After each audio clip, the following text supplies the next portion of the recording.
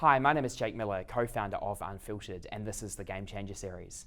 Today I'm here in Emeryville, California, and I'm extremely honoured to have the opportunity to interview the genius, scholar-entrepreneur, Professor David Teece. Professor Teece is globally respected as one of the founding fathers of strategic management as we know it today, and has published more than 200 papers and more than a dozen books.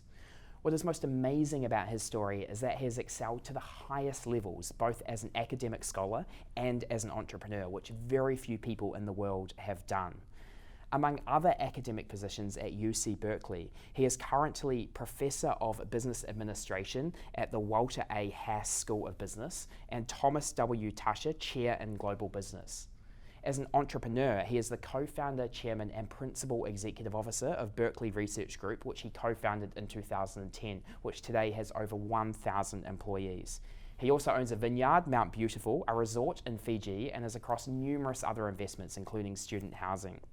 He has a PhD in economics from the University of Pennsylvania, has received 7 honorary doctorates, has been cited by Google Scholar more than 120,000 times, is a companion of the New Zealand Order of Merit, and has been recognised as Accenture as one of the world's top 50 business intellectuals alive today.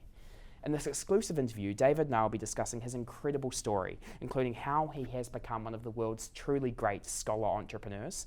We'll be discussing consulting and the factors that have enabled Berkeley Research Group to scale into such a valuable business today.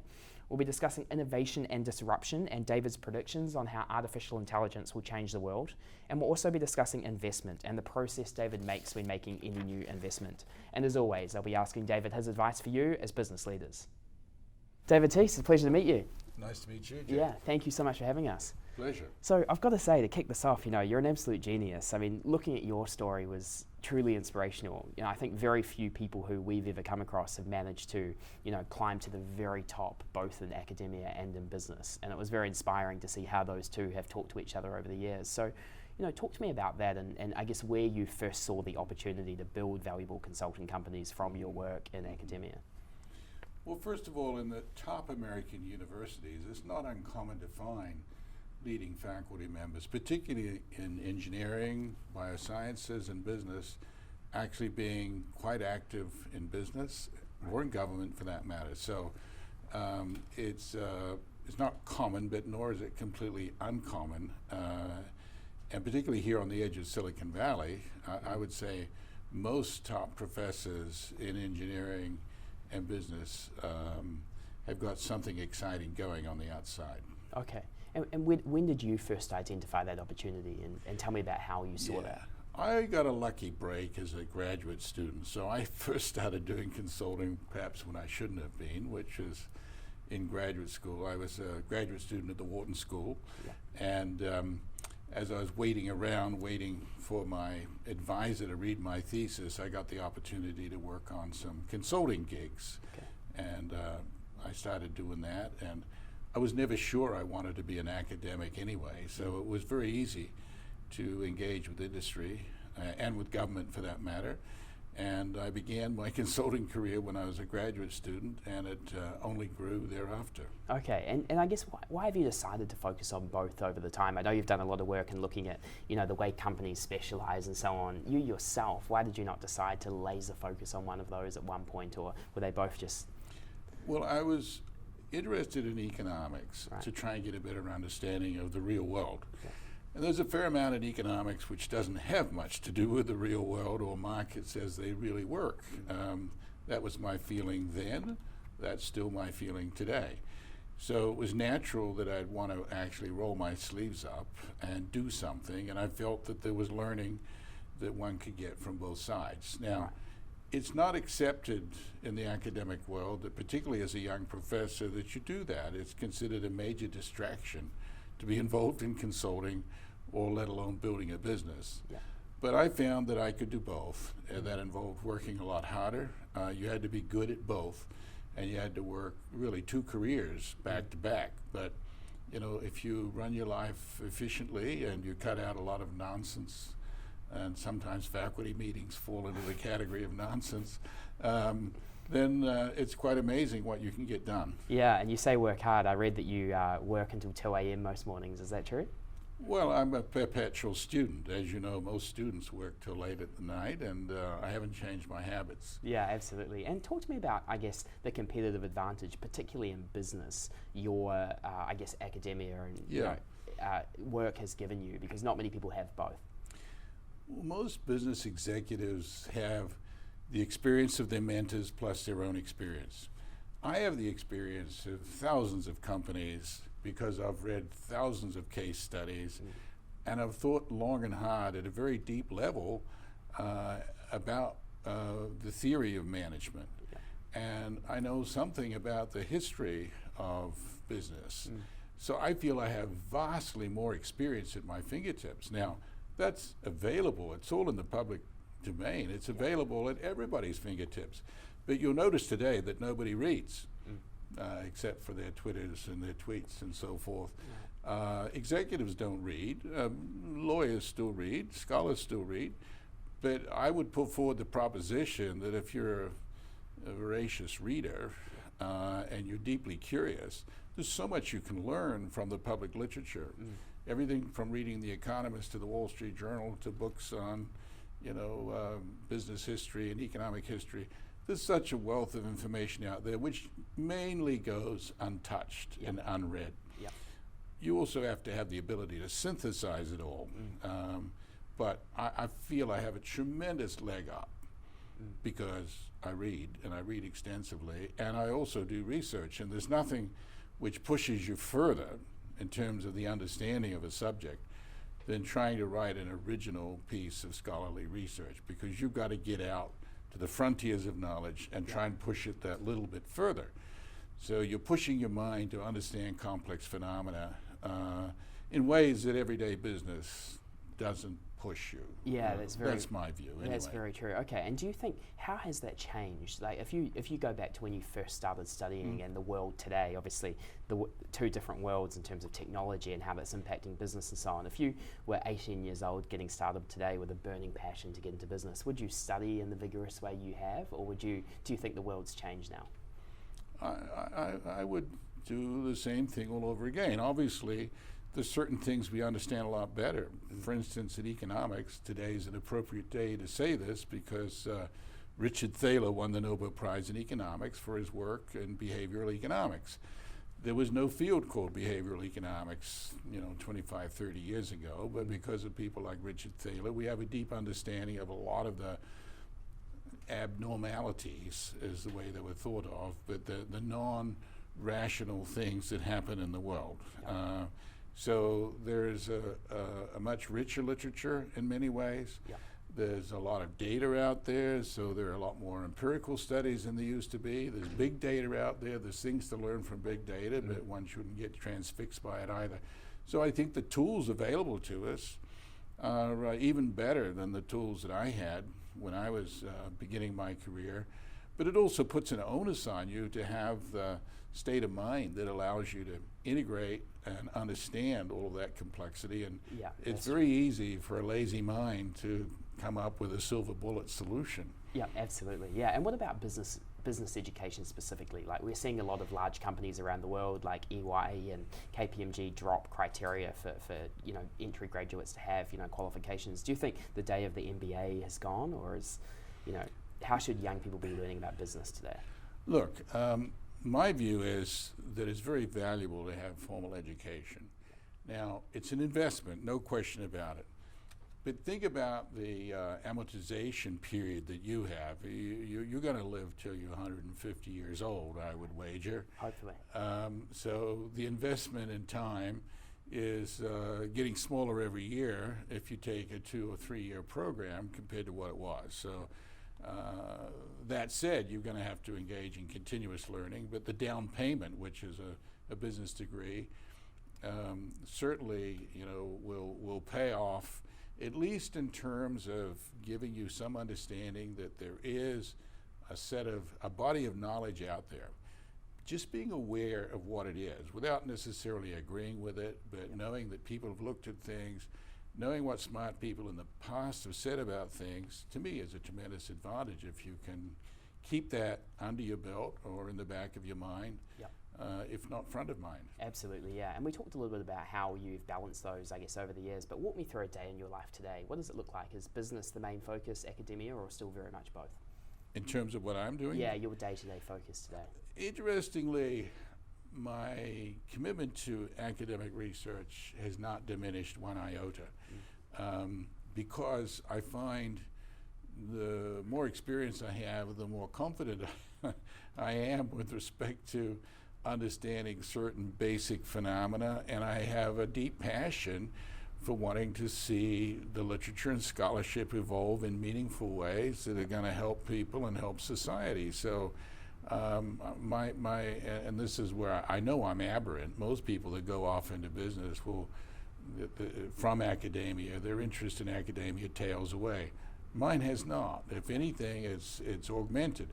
That's not to say that I'm increasing the number of hours I spend on any particular campus. Right. That I'm not doing, but I'm spending a lot of time giving talks all around the world in university settings and showing up for conferences and engaging with scholars from around the world on things that interest me. Yep, okay. And just on that point, what would you say is like the biggest single question you want to solve in research moving forward?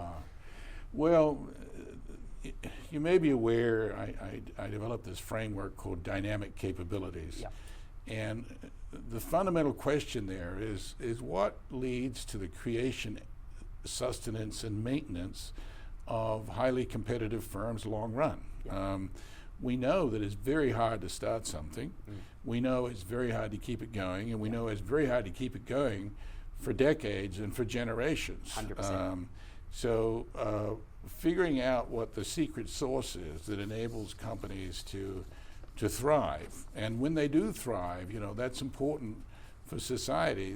The companies that thrive pay better wages, give better careers, pay more taxes, create more productivity, and of course innovation is core to all of this. So dynamic capabilities is a backdoor way of asking, how do you innovate and stay innovative? And it's a framework that enables you to pull together all the various things that you need to do and need to do well. Right. And at the same time, it tells you what are the things that don't matter. That it's prioritization of strategic imperatives. Right. Really is what it's about. Yeah, and when you look at your work with dynamic capabilities, I'm going to look down for a second because according to Science Watch, the paper you wrote, Dynamic Capabilities in Strategic Management, was the most cited paper in economics and business globally from the period 1995 to 2005. So when you look at your research there, what would you say is the biggest finding or realization or thing you've discovered that is most revolutionary that businesses can learn from?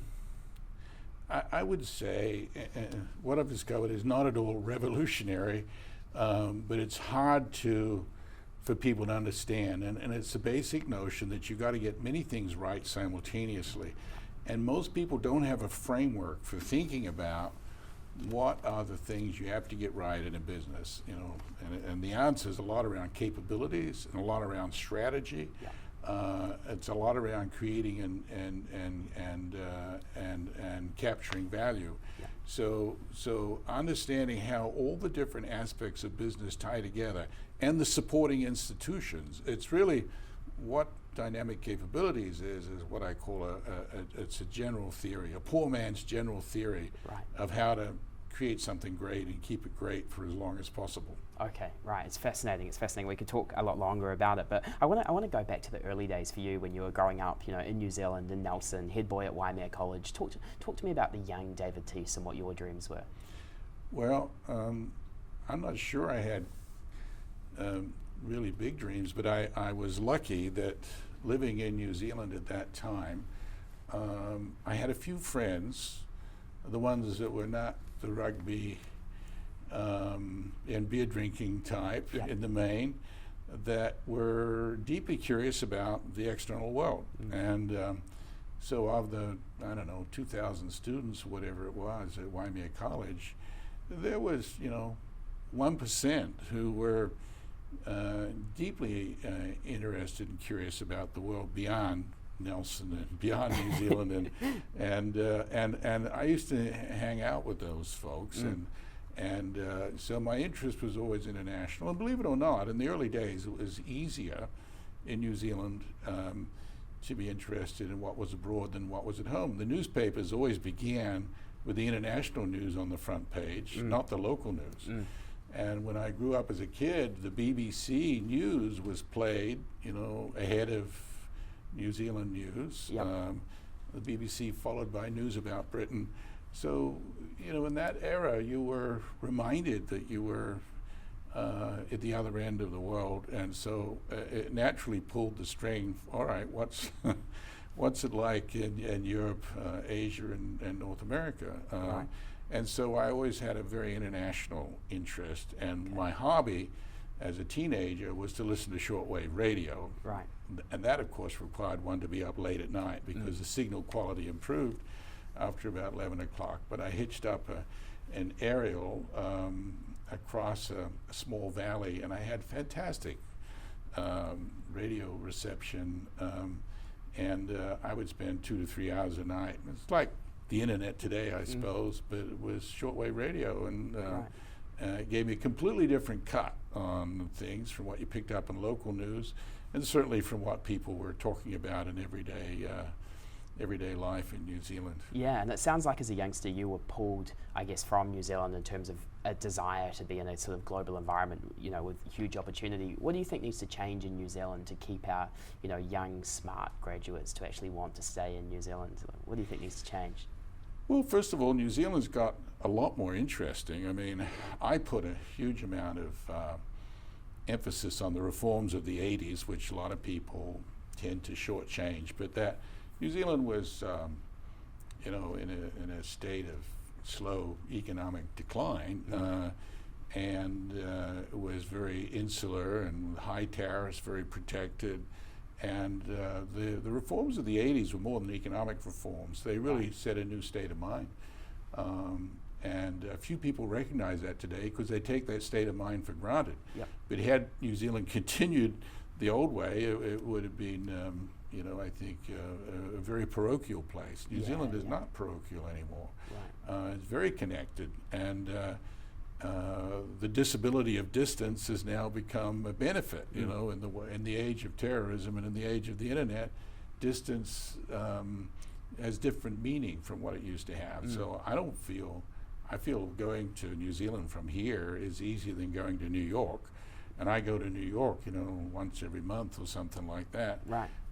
So if there was even more to do in New Zealand of a commercial, intellectual kind, I would go more often. Okay. And it's no harder. Do you see yourself living back there one day? I consider myself a New Zealander living in the greater New Zealand, which is the world. So, yeah, I expect to spend a little bit more time there, but the Silicon Valley, Northern California is such a dynamic area that it would be hard for me to imagine not having a stake in the ground here as well. Yeah, absolutely. And just finally on your story, before we move into our next section, you mentioned sort of when you were young, listening to the radio and so on, and having that global focus and global mindset. But I'm curious as to what shaped your desire to actually get into business, particularly business education, right? So if we look at your early study, Master of Commerce from the University of Canterbury, and then over here with UPenn, obviously your PhD in economics as well as your Master of Arts. So why business? As a youngster, were your parents in business? What shaped that? My dad was one of the founders of a company called Transport Nelson Limited. Okay. And that was, we said at the time, and no one contradicted us, it was the largest road transport company in the Southern Hemisphere. Right. I'm sure there was something bigger in Brazil or Argentina or South Africa. We didn't know about it. So it was a big company in a small town. Yep. And he very much had, a hard work mentality. Importantly, he had a fairness about employees. I mean, he was much loved by the people, the wage earners at the bottom, even though he was part of the management structure. The people that visited our home was not so much the other top management, it was the truck drivers, the workers. And I think without saying a word, he instilled a set of values which was very sort of socially democratic in terms of the workplace management. was very hardworking, and it was very focused on doing a good job. Yep. And did you have any other major inspirations or people you looked up to when you were growing up in Nelson? Not really. There was always reference to the original founder, the guy that pulled together this group called Putt Boys, Mr. P.S. Boys, B-O-Y-E-S, who only met once or twice. Right. But all of the really, you would subtly notice that the really top people had some connection to the outside, like Putt Boys had spent time in the UK. Yeah. And in fact, my dad did take a trip abroad. Well, most of that generation, of course, had been abroad during the Second World War. So they had sort of forced internationalization, if you will. So they had some sense of things beyond New Zealand and the odd story to tell. Yeah. So I think it was a really good place to grow up. And you were shielded from a lot of the rubbish that people have to contend with today. Yeah. So. And you were challenged by the great outdoors. Yeah. What better place to calibrate risks than to go hike a mountain or cross a river that probably shouldn't be crossed? Absolutely. And I actually I've exposed my own kids to those kind of environments, and being a little bit edgy, which forces you back on self-reliance and the ability to calibrate risk, even if it's not financial risk. I put a lot of a stock on that, in fact, as helping shape character and judgment. Yep, absolutely. No, it's a very good point. So I want to move on into our next chapter now and delve more into consulting and I guess some of the lessons over the years with the Law and Economics Consulting Group, which you co-founded, and now obviously Berkeley Research Group as well. So take me back to, I believe the year was 1988 when you first founded Law and Economics Consulting Group, and I guess you talked a little bit about the opportunity earlier, but how did you first sort of see that there was an opportunity for you to start a business? Well, as I told you, I'd begun consulting in graduate school, and I was very successful with a limited amount of time. I didn't do any marketing whatsoever, but people called me, in part because I was a professor at a distinguished institution. First it was Stanford, then it was Berkeley, both very distinguished institutions. But obviously there was something more than that. It was my original research and my writings that interested people. So I found after a while that I could build things. So inside the university, I was an academic entrepreneur. I would build centers and programs, and no one was required to do this. In fact, most people groaned about having to do that, but if there was a need, I would step into it and just do it. And I didn't waste any time thinking about it. I just did it. And in fact, I started the Entrepreneurship and Innovation program at Berkeley. A lot of the international things I just did. I didn't ask anyone for any resources. I went outside and raised the resources. But after a decade of that, I kind of got tired of I didn't want any reward for it, but it would have been nice if people had sort of recognized that had made those contributions, and subsequent deans, I was hoping, would take them over and build them. But every time I'd build something, they would also look for me to then manage it. So I was just building this mountain of responsibilities as a volunteer. I must admit at some point I got a little bit fed up and thought, well, if I'm going to build something, I'll build something on the outside and put 1/10 of the energy that I'm putting on campus into something on the outside and create something good. So that's what started the Law and Economics Consulting Group, and I'm very much a team player. I went out and harnessed a few other good people, and that was fun building that up over a decade and then taking it public on the New York Stock Exchange. How big did that business become? It became, before it was acquired, about a $150 million company, and it received a valuation considerably greater than that, of course. But that was a 12, 13 year. It wasn't a rocket ship, but it grew rapidly, and it had stupendous financials, and it created a lot of good opportunities for a lot of good people. Absolutely, and you had over 1,000 employees, and I remember reading an interview which you did saying that you gave the opportunity for economists to essentially earn investment bankers' salaries, right? There were many people there on over $500,000 a year, young, smart graduates. It's an amazing business. So what was the main revenue stream? Like, where did you actually, where did the true curve of growth come from in that business? The true curve of growth came from finding other people similar to myself that had strong academic credentials, some amount of capability to do things externally, but we provided the apparatus and the platform for them to do more. Yep. So it was the platform and ultimately the brand and the machinery, the organizational machinery that we created around them that made people successful. Yep. It was a very different business model. In fact, I spent a lot of time in my career thinking about how to do things differently. You can't have all this academic knowledge and want to just go out and replicate what's already there. You have to do it with a different twist, because one, that competitive advantage requires it to be different and better.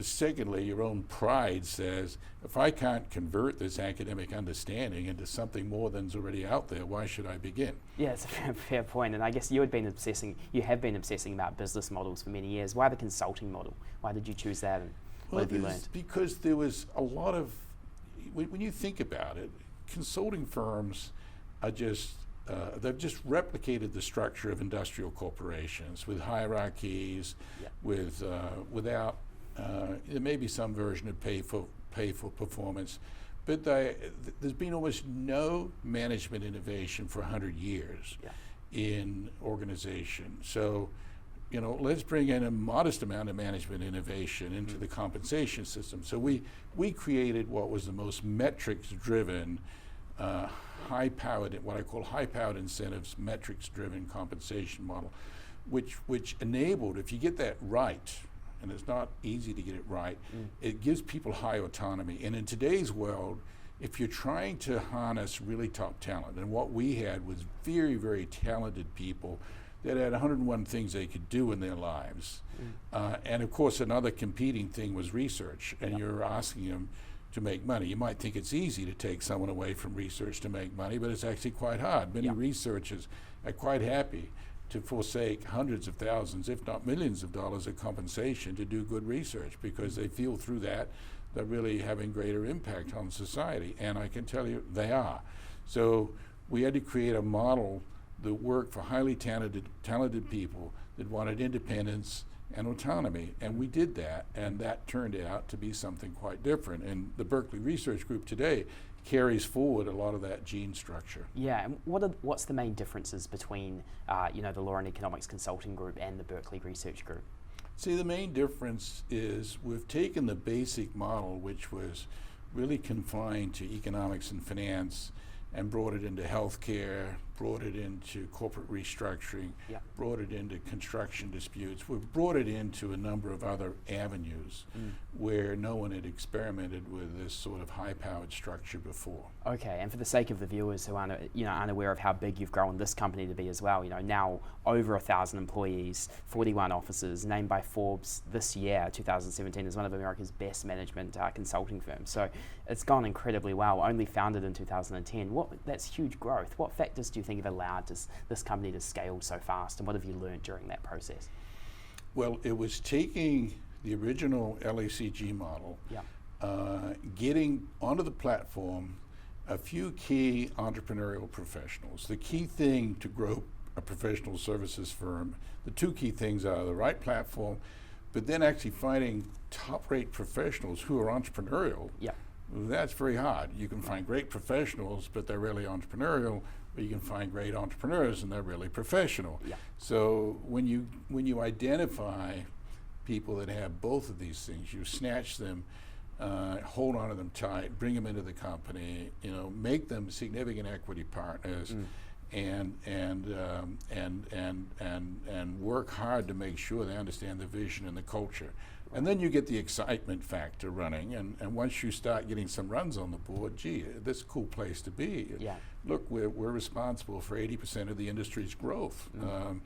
when all of our competitors are sort of wobbly or just not going anywhere, we're sort of a star that's shooting up. And that then creates its own momentum. People want to be associated with something successful. Absolutely. And you say the professional and entrepreneurial thing being key, that they have both. How do you identify those people? What traits, characteristics are you looking for? At this point, it's intuitive for me, but I certainly have always known what a great professional is, and I really respect great intellect.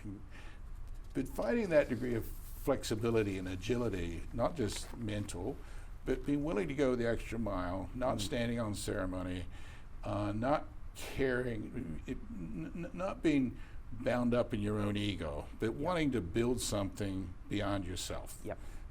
That's what I look for, and I can figure that out typically in 30 minutes of talking to somebody, whether they're going to make that cut. Yeah, absolutely. Okay, and we've talked a little bit about the consulting model, but I guess just finally on that, what have you learned about this model? Where do you think the greatest opportunities are today as well for valuable consulting companies to be founded for entrepreneurs watching this? Well, you inevitably have to be global, and you have to have an Asian footprint today. That wasn't true 30 years ago.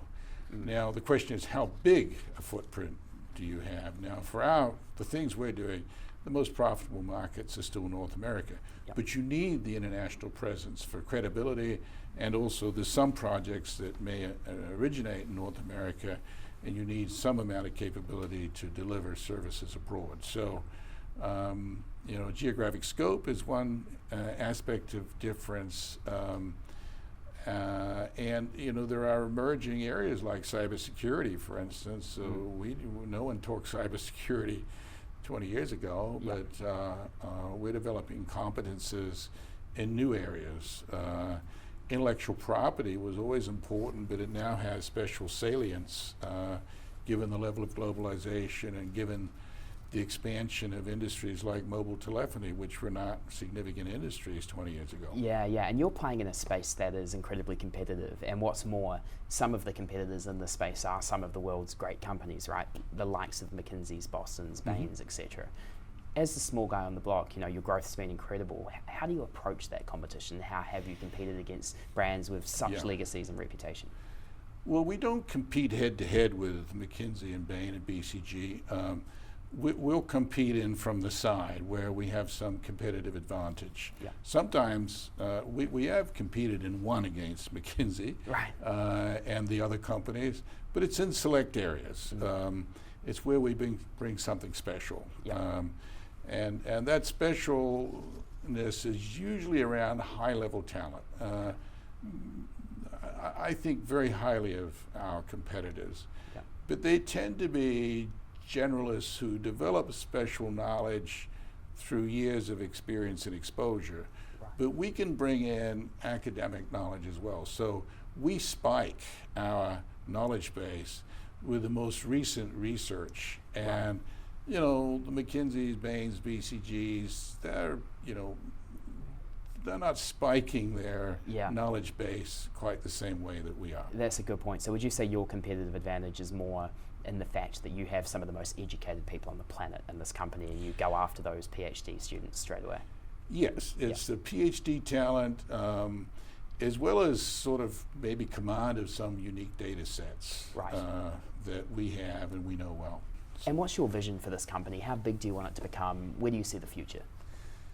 The future is a good one. There's no fixed size, but really, I think we bring a new business model, a new compensation model, for sure, to professional services. No one has shaken up professional services for 100 years.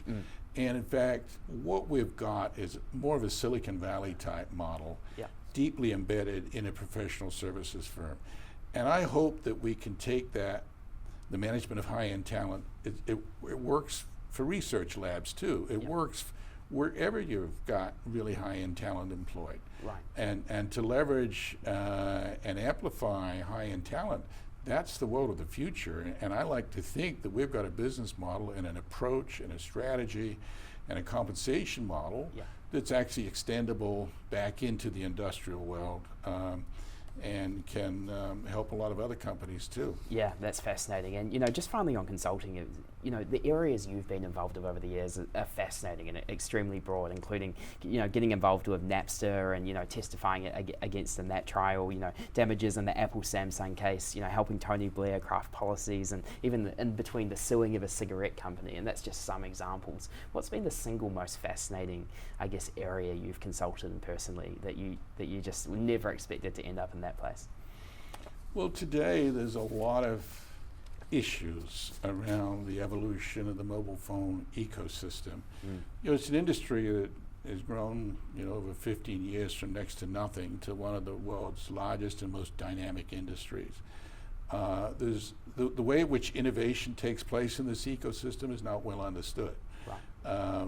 People tend to think of the device makers, Apple and Samsung. When you get the device, you think that's where the innovation's coming from, but in fact we have a collective process of innovation. It's a tremendous example of cooperative innovation, upstream, downstream, laterally, that really I don't think fits into people's accepted models of how innovation takes place. So getting to understand that better and being able to articulate that so that regulatory policies, legal decisions, public policy in general can be properly shaped so that the industry continue to innovate and not be, its growth not be foreshortened. To me, that's a significant challenge. Yeah, absolutely. Great. So that's a good place to move into our next chapter on innovation and disruption and talk a little bit more about, some of the lessons over the years. Particularly, I want to start by referring to your, 1986 paper, Profiting from, Technological Innovation, one of the most cited papers ever, in business, and one that was incredibly successful. First of all, just give me a bit of an overview for the viewers in terms of what you uncovered during that paper. Well, that's an interesting paper. What I'm really trying to do there is to unravel one of the great puzzles of business, which is how come the pioneers so often lose? And by the way, growing up in New Zealand, I was very much aware of the British story, inventing hovercraft, nuclear power, with the de Havilland Comet, the first civilian jet airplane. But the Brits could very rarely do anything great commercially with this. Right. They were making gifts to the world, and they still make wonderful gifts to the world, way in excess of whatever foreign aid all the countries in the world provide together. And so I really wanted to understand that better, and there were so few explanations for it. British members of parliament would pull their hair out, executives would wonder why it is the spoils are going elsewhere.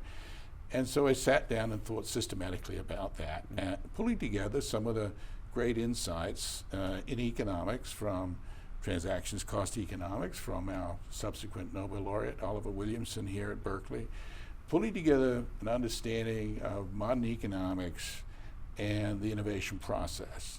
Could a scholar really help understand that puzzle and unwind that conundrum? And I don't claim to have unwound it completely by any stretch of the imagination, but by pulling together half a dozen simple ideas and showing how you could build a simple model, I think I provided some amount of illumination to that question. Absolutely. Yeah. Yeah, and one of the biggest uncoverings, as you mentioned, is how quite often the pioneer or the company that comes up with this innovation doesn't win in the long term, because other companies that have more capability, whether that be marketing, human resource, whatever, will quite often come through and win. So what's your advice to the entrepreneur who has some pioneering innovation to actually win in the long term and not get, overtaken by a Google or an Amazon? Well, first of all, before you even start to put money into something, you have to think about the business model you're going to use and what I call the value capture machinery. There's no point in doing something and being successful at it if the value capture machinery isn't there, or if you can't figure it out. Yeah. So it actually goes even further forward to the very beginning. But once you get going, this is where bringing technical talent and business talent together really helps. I often say about engineers, they're incredibly smart. They get the hard questions right, and the easy ones, the business ones, they get wrong. So in a way, that paper is like a hope that engineers will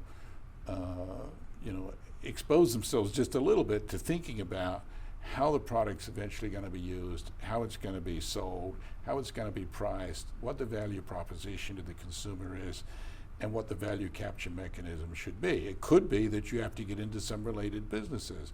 It could be if you've got strong intellectual property, you can just license it, and that will be sufficient.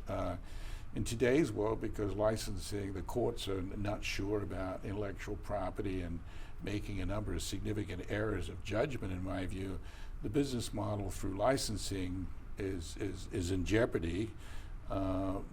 So you have to think more creatively about how it is you're going to turn this invention into something that's truly commercially useful. Yeah. What are those errors of judgment you mentioned?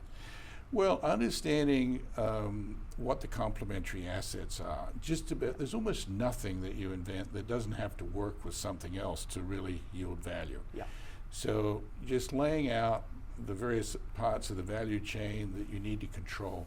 The money goes to what I call the bottleneck asset. Whenever you create something and you have to employ other resources to bring it to market, the money will always go, by the money I mean the profit, to the bottleneck, the scarce resource. And whoever's standing on that scarce resource and controlling it will be able to collect more of the profit. So understanding how the systems work. So it really involves a poor man's systems view of how the innovation is going to unfold. And in today's world, everyone is trained to do their own little silo, to understand their own little silo, even if it's an invention silo, without understanding all the other bits that are necessary to make something valuable to the consumer. Yeah, absolutely. And I guess another problem businesses face, and something you've definitely researched in the past, is around, specialization versus diversification, essentially. So companies, whether they should laser focus on one or a few things or go broad, what have you learned in terms of that? When is the right time to diversify?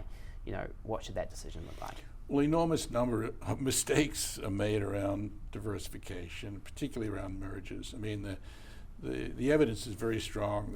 Something like 8 out of 10 mergers don't benefit the company, or acquisitions don't benefit the acquiring company. They benefit the acquired. So first of all, one should always be skeptical of unrelated diversification. There should always be some degree of relatedness. The studies show that companies that sort of build more incrementally and build capabilities while they're diversifying will succeed. So having scope matters. There's very few things where scope doesn't help you, but you need the right scope. Not clear that Citibank's strategy for 20 years of trying to get into every aspect of banking was really necessary. The value proposition to the customer or on the supply side, in my view, was never really there. But there's an inclination sometimes for managers to just want to diversify to grow big. Yeah, absolutely. One should always be wary of that. Yeah, and one thing we do know for sure, though, is that however they diversify or innovate, for probably innovate being the better word, that these slow-moving companies in disruptive industries have to do it, right? If we look at the Netflix and the Ubers and Airbnbs as examples of companies that have came essentially out of nowhere almost and disrupted huge industries, massive companies, it's amazing how fast it happens. Where do the companies that get disrupted, these billion-dollar companies that go from huge to disrupted, where do they go wrong? Well, they go wrong by trying to be good. And by trying to be good, but the pursuit of efficiency will often become the enemy of innovation. So getting that balance right. Think of Henry Ford with the Model T. He got every penny out of the cost structure through a vertical integration strategy, and you could have any Model T, any color you want, so long as it's black. But in the end, when the demand for the Model T went away, he had to shut the Ford Motor Company down for a year to come up with the Model A. So the pursuit of efficiency can sometimes blindside you to the need to innovate, not on the process side, but on the product side. So be wary of best practice. Best practices are nice to have, but if you think you're going to succeed through best practices, you're wrong. You need to innovate as well. You need to innovate as well. And frequently, the enemy of innovation is pursuit of best practices, because anytime you innovate, it pushes change through the organization. And if some guy is trying to optimize something and make it more efficient, you bring change, it messes up the game. That's such a good point, There's an inherent tension there that amazingly, most managers are not deeply aware of. Right, but even when they do innovate and they do push through, they quite often still suck at it. And I'm going to use an example of Disney when they come up with the Magic Band, which is a band that essentially allows consumers to go through lines fast, book restaurant reservations and so on. Disney spent 7 years developing it, 1,000 employees, and spent $1 billion. So for any entrepreneur listening to a band that allows you to navigate the theme park more effectively, to spend $1 billion and 1,000 employees is laughable. Why do big companies suck at it? Does it come back to that about efficiency? Well, there's probably some bureaucratic story. There's a word in the academic literature for that. It's called program persistence. Persisting, that R&D program persisting longer than it should, because it's a bit like politics. You know, there are interest groups that get inside organizations that have command of resources that can push things further than they should. So good governance matters here. Good management and good governance matters. And in fact, you know, I use the term entrepreneurial management is what's needed. And just as before we were discussing professionals, it's very hard to find entrepreneurial professionals. Right. It's very hard to find entrepreneurial managers too. Yeah, absolutely. Okay, and just finally on innovation disruption, I want to talk a little bit more about some emerging trends. Sure. And I guess your view on some of them. You know, in particular, we see a lot of business models rising. One of the great global examples over the past few years has been sort of this model of large companies that control entire industries like Uber, Airbnb, but don't really own anything. You know, what is that model set to rise globally in other areas, and what other models are you obsessing about right now?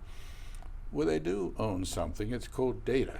True. So you're right. Physical capital can be rented.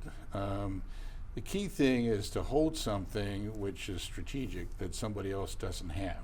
Yeah. So you know, with that caveat, you know, those companies, I think, if they're able to not just garner information and data, but use it wisely and astutely, you know, they've obviously got a lot of runway in front of them. Absolutely. Okay. And to artificial intelligence, you know, Elon Musk recently, you know, called it the biggest risk we face as a civilization. Mark Zuckerberg came out and said, you know, his position was pretty irresponsible, to which he replied, Mark has a limited understanding. What do you think?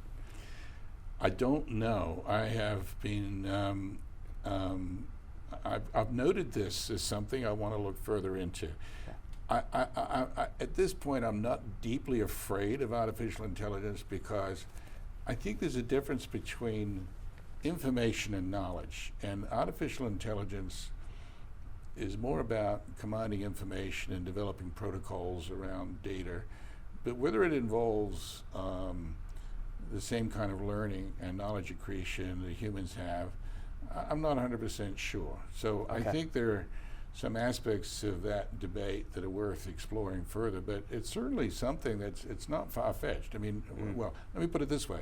It's not a crazy proposition. Whether it's right or not, Elon Musk's proposition, whether it's right or not, I don't know. Okay. But it is something that society should be thinking about. Right, and in 20 years from now, how do you think it's going to impact the world? Well, look, I think that artificial intelligence initially is going to take away a lot of routine things, just like machines took away a lot of routine information processing things. It's going to enable us to increase the rate of discovery. But I'm not sure that it's going to substitute for what Einstein called, there's a great quote from Einstein when it comes to discovery. He talked about that sort of leap of faith, something based on intuition. That, you know, is not driven by pure logic. Right. And if Einstein's right, then Elon Musk may be wrong. Right. Okay. And just finally on this section, you know, there's a lot of talk at the moment about some of the major technology companies, particularly, you know, Apple, Google, Amazon, Facebook, just becoming so powerful and controlling so much, and the need for regulation. I guess, what do you think? And, you know, do you think these companies are stoppable at all? Will they be disrupted, or are they sort of past the point where they're going to take over the world? I mean, they already have. But remember, these concerns come up every time there is a bright star in the sky. Remember when supermarkets came along, they destroyed the corner grocery store, and then the then along comes other companies that destroy the supermarkets, and then along comes Amazon that end runs, disintermediates a whole lot of them. I think these companies are all vulnerable. That said, we have to realize that really what they control is information. And the more of this information we give them, and that's proprietary and unique to them, the more intelligence they will have that they can use for, on the one hand, satisfying customer needs, which is positive, but it also may strengthen their competitive advantage. But I'm not entirely sure that it necessarily leads to dominance. I think so long as we have an open and free society, these companies are vulnerable. Okay, fantastic. So we'll just head into our last question before the rapid fire questions, and I want to talk a little bit more about investment now. And there's a lot of stuff you've been asked about over the years, particularly around your research and innovation and disruption, as we've talked about. However, less so I think about your own sort of investments and how you analyse decisions and so on. And I know you've made a lot of investments over the years. You own Mount Beautiful, a vineyard down in New Zealand, a resort in Fiji, numerous student housing projects, consumer electronics, natural resources, forestry. Over the years, a lot of different fields you've been in. How do you make those decisions as to where to put your own money and invest in new areas? Well, essentially applying the same principles that I use everywhere else, and that's to look for some unique, differentiated, value-enhancing element. Yep. So with public markets, I don't invest very much in public markets at all because, one, I think the governance in public markets favors traders, not investors, and I'm not a trader, so I'm a long-term investor. Yep. And so stay away from public markets unless I have some insight.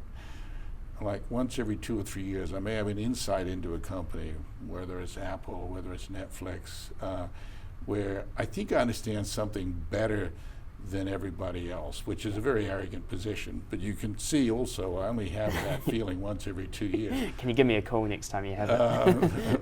Well, it's not much more than a hunch, but I'm willing to make a modest investment in those circumstances. Otherwise, the best strategy is to put your money into index funds, which means forget about public markets unless you've got, you're an insider. But then if you're an insider, of course, you've got insider trading rules. So my focus is essentially being on private markets or on for assets that are very thinly traded, and real estate falls into that category. New real estate development falls into that category. Mount Beautiful falls into that category. I mean, we've started a vineyard where there was no other vineyard. We're not in an established wine growing region. We have created a new wine growing region. Right.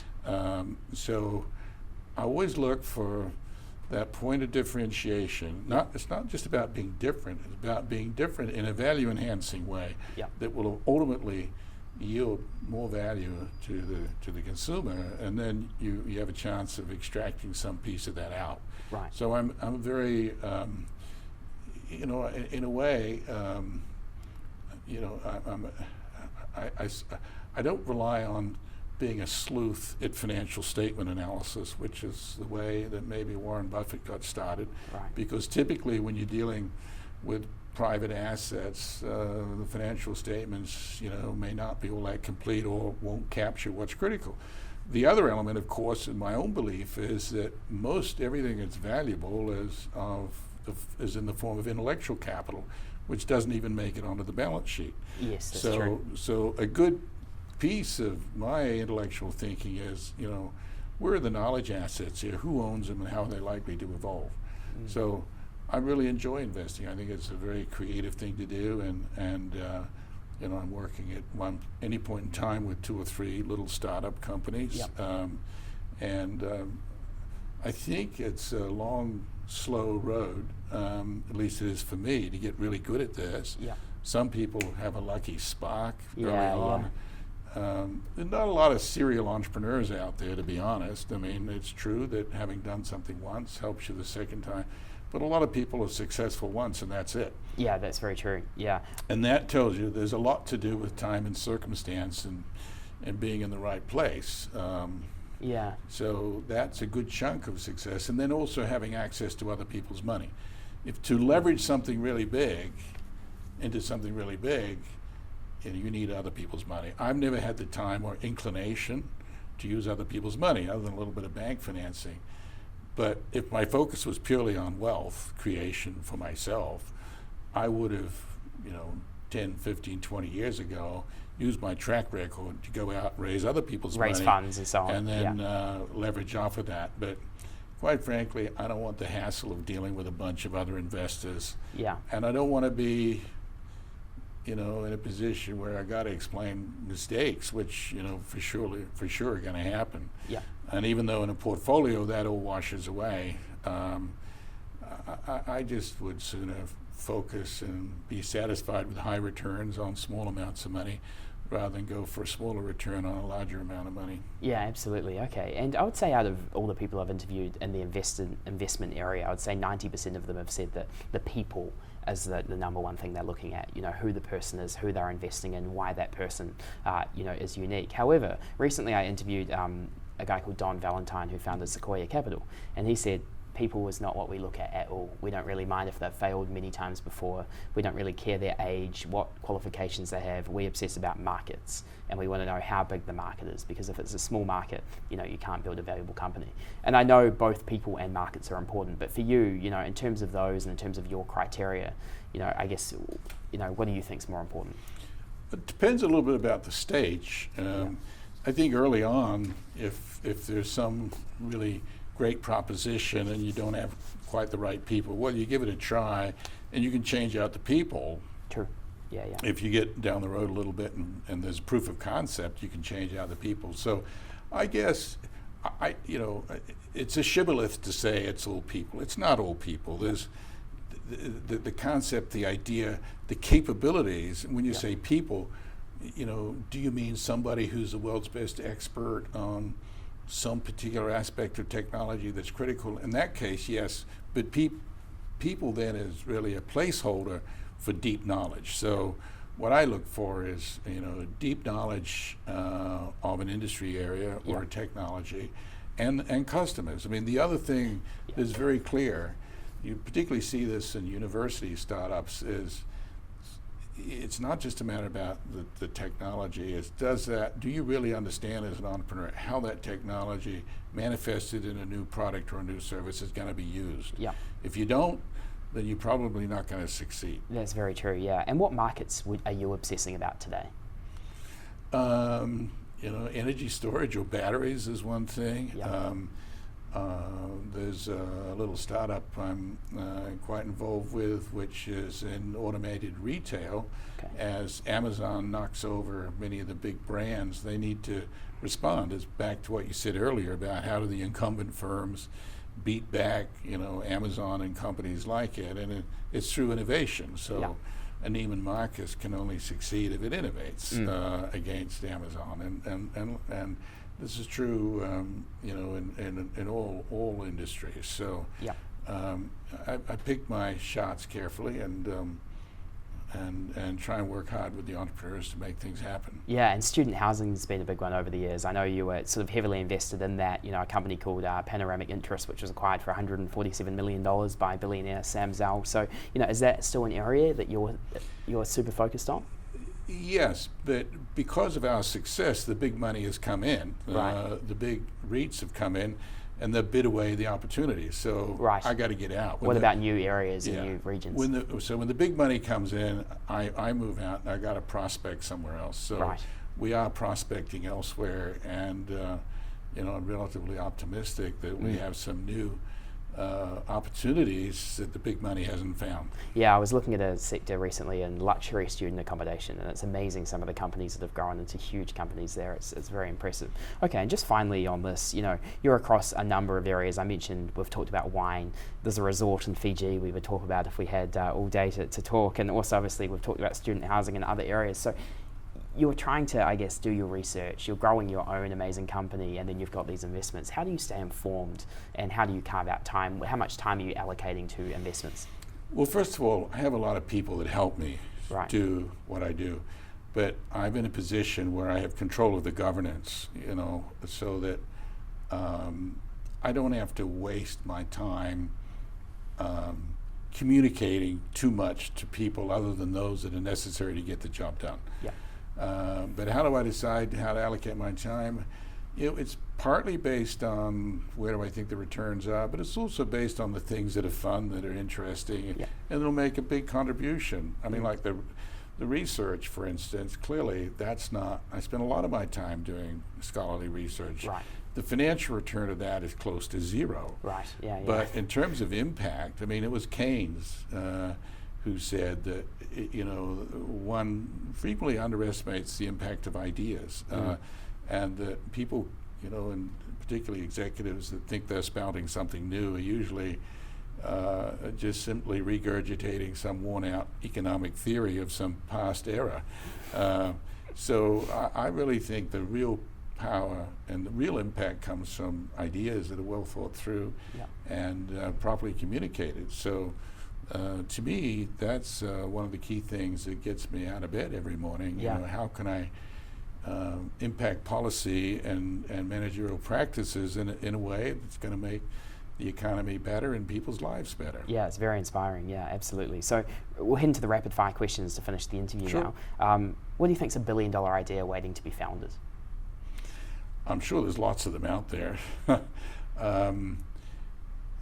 Well, first of all, ideas are only worth $1 billion once they're put into a product or service or got a business model wrapped around them. So I can come up with a lot of potential $1 billion ideas, but actually realizing the $1 billion from the $1 billion idea is often quite hard. Yeah. And that's what the Profiting from Innovation framework is all about.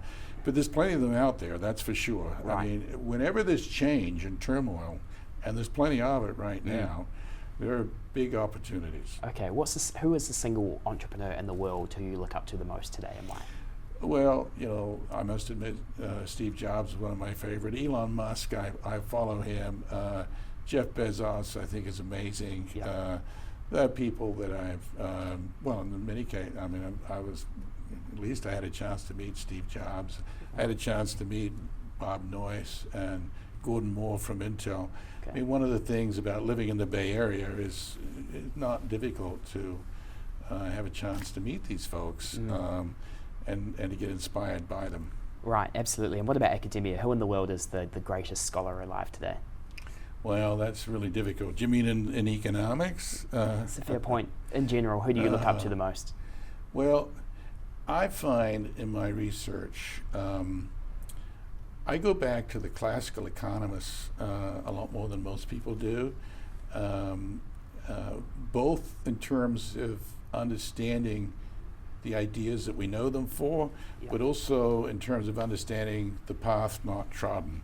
So like with Alfred Marshall, the Cambridge economist, who really invented modern microeconomics, if you go back and read his writings, there was a whole plethora of interesting work he did on capabilities. He often used the word capabilities, but that line got shut off when we went to modern microeconomics, which really followed the appendices of Marshall, not the main story.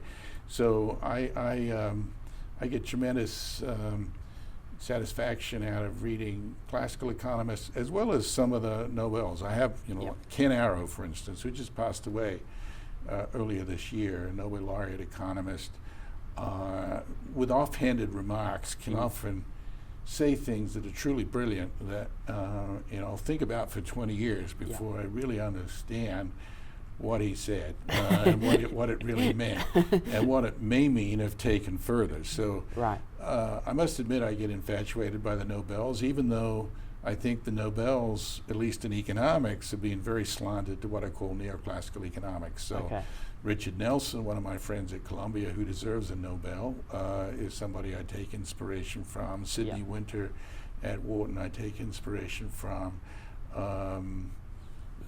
Richard Thaler, who got the Nobel Prize today, is someone's work who I've followed and I have a lot of respect for. I've used it less in my work, my formal work, but I use it on an informal basis all the time. Yeah, and you're probably one of the most well-read people on the planet as it relates to business. What would you say are the 2 or 3 best business books you've ever read that you would recommend any entrepreneur picks up? Well, Alfred P. Sloan wrote the book My Years with General Motors. I think it was Shadow written by Alfred Chandler, the famous business historian, but I sometimes take a chapter out of that book, and it was published in the 40s or 50s. But there are some classic management problems there that are well illuminated. But there's no sort of one book that has all the answers. In fact, as I said before, what this dynamic capabilities framework is about is actually helping you understand all of this stuff collectively. Yep. People are always looking for the silver bullet, and there is no one book. It's not to critique your question. No, it's a good Your point. question remains a good question. But a better question is, what are the top 100 books that I should read and understand? Right. We should get a list from you and we'll publish it on the site. And then the top 100 books or the top 200 academic articles. Right. But if you really mastered them, you would have a deep understanding of the world we live in. Yeah, and I want to talk about one book specifically because out of all the people I've ever interviewed, I think the one that comes up the most is probably Good to Great. What do you think about that book? Well, it's endeavoring to answer the same thing that I'm answering with dynamic capabilities. How do you get companies to be great long term? And to me, it's missing the strategy story. It's missing the role of intellectual property. It's missing the business model story. It's sort of written more from an organizational behavior perspective. Right. So it has that side of being good to great is very nicely written. Right. But there's big chunks that are missing. Yep. But it's broader than most. When you go to the airport bookstore, you'll find every book is a single rifle shot, silver bullet through to where greatness comes from. And there is no single bullet, but together, if you understand all of them and how they relate, and most of the people that write those books don't understand how they relate. Yeah, exactly. I have an appendix to a slide presentation on dynamic capabilities where I take a dozen other major well-respected books and show how they relate to my work and how their work relates to each other. Right. The people are just too much of a hurry around deep intellectual ideas. People are grasping too quickly for an easy solution. There isn't one. But there are better understandings. Bring it together. And the better understandings come from what Schumpeter, the famous innovation scholar, called new combinations. So it's really understanding, and if you look at the guys that win the Nobel Prizes, it's not just the one new thing they invent. It's always from bringing together new ideas and getting some key insight that wasn't seen by others. And it's through the integration of knowledge. So much great stuff comes from the integration and synthesis and contradiction of ideas. Absolutely. And what would the 16-year-old boy you were think of the man you've become today? Sure. Just a little bit surprised, but probably tell me I'm not working hard enough. If you were looking at him and giving him one bit of advice of everything you've learned over the years, what would you say? Well, I thank that 16-year-old for tenacity. You have to keep going. I mean, nothing comes easy, and I put a lot of my success down to the fact that I'm pretty dogged. If you give up at the first sign of adversity or the second or the third sign of adversity, you're not going to do much with your life. Just about every major accomplishment requires that you beat back a lot of opposing forces. So tenacity, which I think, and grit that I think comes from my upbringing in New Zealand, I give a lot of credit to that upbringing. Yeah, and I guess that may be the answer to my next question, but what would you say in one word is the quality of mind or state of mind that you think's best served you in your success when you look over everything? Well, having deep respect for everybody, particularly people of ideas and accomplishment, and also being a good listener.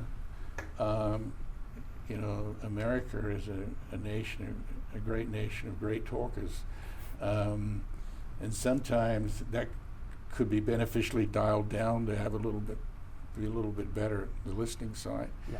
I think New Zealand society and other societies are sometimes a little bit better at listening. Both are important. Sometimes you can listen too much and not speak up. My early career, I was an excellent listener.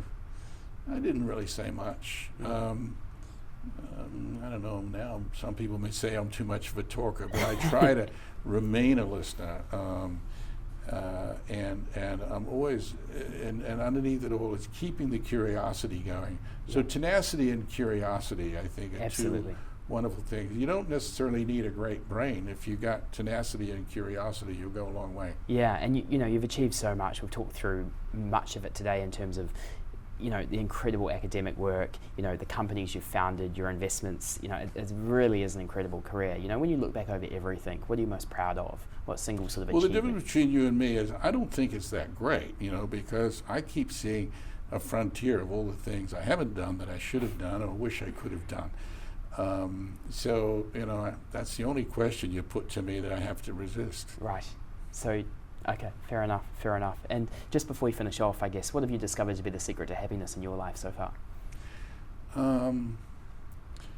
I would say not getting your expectations up too high. And so I'm grateful every day I wake up, and whether the sun is shining or not, if I've got good health and good people and a good family around me, then I'm happy. And you know, I get a special joy from having impact, even if it's not impact that gets trumpeted. If I know having positive impact, it doesn't have to be trumpeted. It's nice to be trumpeted, but it doesn't have to be.